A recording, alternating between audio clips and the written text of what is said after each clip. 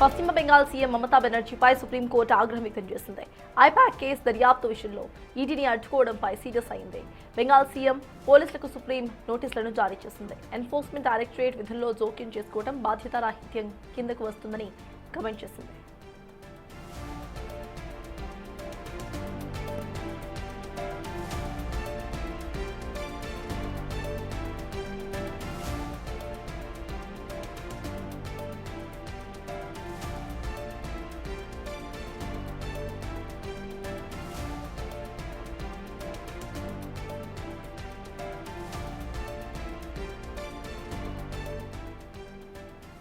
పశ్చిమ బెంగాల్ సీఎం మమతా బెనర్జీపై సుప్రీంకోర్టు ఆగ్రహాన్ని వ్యక్తం చేసింది.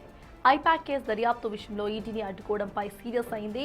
బెంగాల్ సీఎం పోలీసులకు సుప్రీం నోటీసులను సైతం జారీ చేసింది. ఎన్ఫోర్స్మెంట్ డైరెక్టరేట్ విధుల్లో జోక్యం చేసుకోవడం బాధ్యత రాహిత్యం కిందకు వస్తుందని కమెంట్ చేసింది. దీనికి సంబంధించిన పూర్తి డీటెయిల్స్ మా ప్రతినిధి శివ అందిస్తారు. శివ, చెప్పండి, మమతా బెనర్జీపై ఇటు సుప్రీంకోర్టు సీరియస్ అయినట్టుగా తెలుస్తోంది. ఈ కేసులో ఇటు మమతా బెనర్జీ తరపు న్యాయవాదులు ఏమని మాట్లాడుతున్నారు? మమతా బెనర్జీ ఎలా రియాక్ట్ అయ్యే అవకాశం ఉందనుకోవాలి? అప్డేట్స్ ఏంటి శివ? రైట్ సిస్టర్స్, మమతా బెనర్జీపై సుప్రీంకోర్టు తీవ్ర ఆగ్రహం వ్యక్తం చేసింది. ఈడీ దర్యాప్తును అడ్డుకోవడం పైన సుప్రీం ధర్మాసనం సీఎం మమతా బెనర్జీపై సీరియస్ అయింది. అంటే బెంగాల్ సీఎం పోలీసులు సుప్రీంకోర్టు నోటీసులు జారీ చేసింది. అంటే గతంలో కలకత్తాలో ఐపాక్ కార్యాలయంపై సోదాలు చేసి అక్కడ కీలక డాక్యుమెంట్స్ స్వాధీనం చేసుకున్నారు అంటూ కూడా ఈడీ సోదాలను మమతా బెనర్జీ అక్కడ పశ్చిమ బెంగాల్ పోలీస్ యంత్రాంగం అడ్డుకునే ప్రయత్నం చేశారు. ఈ నేపథ్యంలోనే ఈడీ మొదట అక్కడ కలకత్తా హైకోర్టును ఆశ్రయించారు. కలకత్తా హైకోర్టును ఆశ్రయించిన నేపథ్యంలో తర్వాత పశ్చిమ బెంగాల్ ప్రభుత్వం కూడా మమతా బెనర్జీ కూడా కలకత్తా హైకోర్టును ఆశ్రయించారు. అయితే ప్రజెంట్ అక్కడ విచారణ వాయిదా పడింది.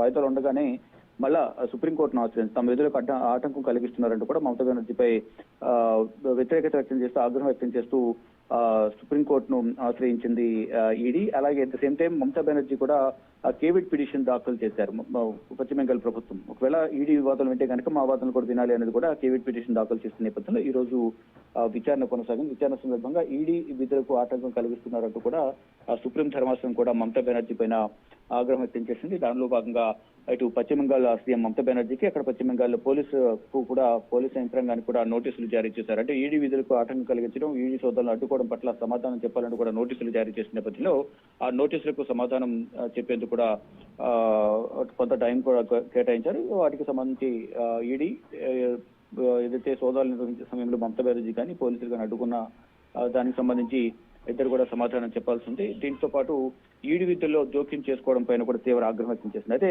ఆ పొలిటికల్ కన్సల్టెన్సీ ఐపాక్ కార్యాలయం ఏదైతుందో ఆ సోదాల సమయంలో enforcement directorate ED officer phone ను సీఎం మమతా బెనర్జీ దొంగిలించారు అంటూ కూడా ఈడీ ఆరోపించింది. ఐపాక్ ప్రధాన కార్యాలయం ఆ సంస్థ డైరెక్టర్ ప్రతీక్ జైన్ నివాసంపై దాడి జరిగింది. ఆ దాడిలో సీఎం మమతా బెనర్జీ జోక్యం చేసుకున్నారని ఆరోపిస్తూ ఈడీ సుప్రీంకోర్టులో పిటిషన్ దాఖలు చేసింది. ఈ పిటిషన్ పై ఈ రోజు అంటే సుప్రీంకోర్టు విచారణ జరిగింది. ఈడీ తరఫున సొలిసిటర్ జనరల్ తుషార్ మెహతా వాదనలు వినిపించారు. ఇక ఐపాక్ కార్యాలయం ఆ సంస్థ డైరెక్టర్ ప్రతీక్ జైన్ నివాసంలో ఈడీ తనిఖీల సమయంలో పోలీసు ఉన్నతాధికారులతో సీఎం మమతా బెనర్జీ దౌర్జన్యంగా చొరబడ్డారు అని కూడా ఈడీ ఆరోపించింది. అయితే ప్రధానంగా దీనికి సంబంధించి బొగ్గు అక్రమ రవాణాకు సంబంధించి ఏదైతే కుంభకోణం ఉందో కోల్ స్కామ్ కు సంబంధించిన కీలకమైన ఆధారాలను ఆమె తీసుకుని పోయారంటూ కూడా ఆరోపించారు. అంటే ఈ ఐపాక్ అనేది తృణమూల్ కాంగ్రెస్ పార్టీకి అనుబంధంగా పనిచేస్తుంది. పార్టీ వ్యూహాలకు సంబంధించి కానీ ఇతర పార్టీ బలోపేతలకు సంబంధించి ఆ ఓటర్ లిస్టు ఏంటి అనేది కూడా వ్యూహాలకు సంబంధించి కూడా ఒక స్ట్రాటజీ అనేది ఐపాక్ కార్యాలయం దగ్గర కీలక డాక్యుమెంట్స్ ఉన్నాయనేది ప్రధానంగా ఒక ఆరోపణ వస్తుంది. కానీ అక్కడే వారి దగ్గరే ఈ బొగ్గు కోల్ స్కామ్ సంబంధించిన ఆధారాలు కూడా ప్రధానంగా ఉన్నాయి అనేది కొన్ని ఆరోపణలు వస్తున్నాయి. ఈడీ ఆరోపిస్తుంది. దానిలో భాగంగా మా దగ్గర ఉన్న కొంత సమాచారం మేరకు మనీ లాండరింగ్ జరిగింది గతంలో, దానికి సంబంధించిన డాక్యుమెంట్స్ ఐపాక్ కార్యాలయంలో ఉన్నాయి, వాటిని సోదాలు చేసేందుకు మేము వెళ్ళామనేది ఈడీ చెబుతోంది. కానీ మా దగ్గర ఉన్న ఓటర్ లిస్ట్ కానీ మా ప్రభుత్వ స్ట్రాటజీ కానీ భవిష్యత్తులో ఎన్నికల్లోకి వెళ్లే ముందు తీసుకోవాల్సిన జాగ్రత్తలకు సంబంధించి వ్యూహ ప్రతివ్యూహాలకు సంబంధించిన ఆ డాక్యుమెంట్స్ అన్ని కూడా ఐపాక్ కార్యాలయంలో ఉన్నాయి. కావాలని వాళ్ళు దాడులు చేసి ఓటమి భయంతో డాక్యుమెంట్స్ అన్ని కూడా తీసుకుని వెళ్ళిపోయారు అనేది మమతా బెనర్జీ ఆరోపిస్తోంది. కానీ ఇటు ఈడీ మాత్రం కోల్ స్కామ్ సంబంధించిన డాక్యుమెంటేషన్స్ అన్ని కూడా అక్కడ ఉన్నాయి. మనీ లాండరింగ్ జరిగింది.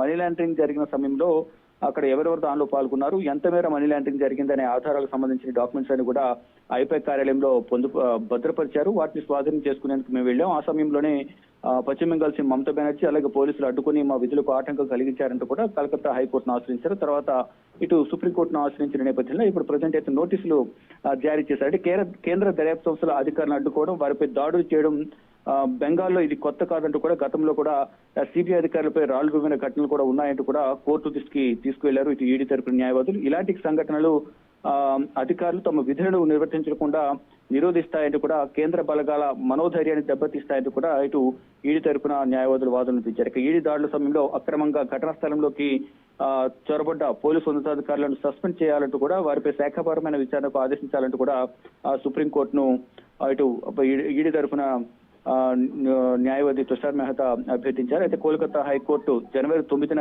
ఈడీ పిటిషన్ విచారణ సందర్భంగాను ఇక కోర్టులో టీఎంసీ గందరగోళం సృష్టించినట్టు కూడా దీంతో న్యాయమూర్తి విచారణను వాయిదా వేసి వెళ్లిపోయారు గతంలో. ఈ నేపథ్యంలోనే తర్వాత ఇప్పుడు సుప్రీంకోర్టును ఆశ్రయించారు కాబట్టి సుప్రీంకోర్టు కూడా ఇప్పుడు నోటీసులు జారీ చేసి దీనికి సమాధానం చెప్పాలంటూ కూడా సుప్రీం ధర్మాసనం ఆగ్రహం వ్యక్తం చేస్తున్నారు. ఈ దర్యాప్తు సంస్థల ఈ విచారణకు కానీ సోదాలకు కానీ ఆటంకం కలిగించకూడదు అనేది ప్రధానంగా ఆగ్రహం వ్యక్తం చేస్తూ ఇటు మమతా బెనర్జీకి అలాగే పోలీసులకు నోటీసులు జారీ చేశారు. Thank you Shiva.